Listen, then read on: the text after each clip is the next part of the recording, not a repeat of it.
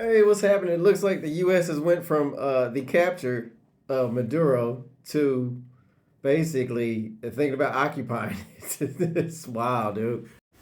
Yeah, it's an odd one because the things people say, you could tell they don't know anything about Venezuela. The comments I get on my videos, and it's just like, it's kind of not even worth responding to it because you kind of need to know what's happening in Venezuela for anything to make sense. Um, you could argue that, well, I don't even know if that's illegal what they did. They have to see what they're saying. We've seen what they said so far, but I'm not even convinced that is.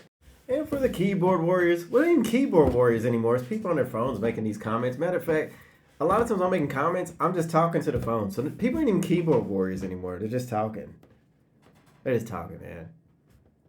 I just say, man, Venezuela, if you really care, man, and help them out down there. You have so much to say, just do it. Do that, man. It'd be the way forward. You should be putting your money where your mouth is. I'm just observing things, man. I'm just observing things. I'm looking at things. I'm watching the news, just staying abreast with stuff what's going on. I know one thing.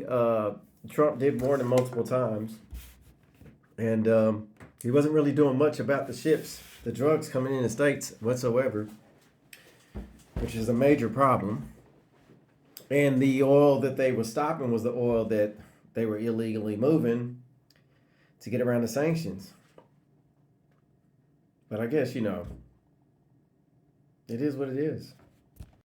But I've been looking into Venezuela even more, and I didn't realize how bad socialism really is and why it's bad. Because the idea of you telling people, it lures people in because it tells people you're going to get free stuff now. But there's a price for free stuff, an incredible price when it comes to socialism. It literally means you won't be able to run a business yourself, and everything will be controlled by the government completely. They would have complete authority over stuff, and it ends up being authoritarian in dictatorships because there's no free market. And it sounds good to say everybody will have equal portions, but it's not even possible. Even if you wanted to do that, it just sounds great.